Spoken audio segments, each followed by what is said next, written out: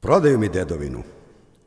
Čujem da mi rasprodaješ dedovinu, ono parče zemlje kostima omeđanu, crkvu i crkvenu imovinu, i bunar i vodu rashlađenu, i žitna polja što me hlebom hrane, planinu, reku, stado i opanke, ikone što me od zla brane i suncem okupane proplanke.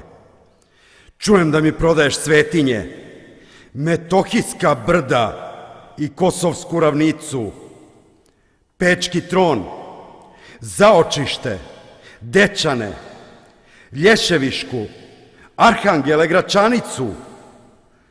Pričaju da si tapiju overio na kolevku srpske postojbine, da si mi decu ubicama poverio, da o njima ubica brine. I sve baš kao da je tvoje, kao kockar kada gubi očevinu. Poklanjaš moje, moj prag i moju dedovinu.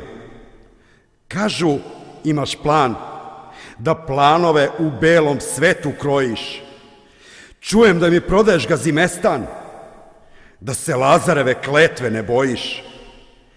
Tražiš da pristanem i predam ti tapiju, da blagoslovim što si naumio, da spasim tebe i tvoju bratiju od onih kojima si moje ponudio. Ne dam, ne dam, ne dam! Neka me ubiju i kosti posade kraj ognjišta gde mi se pradeda rodio.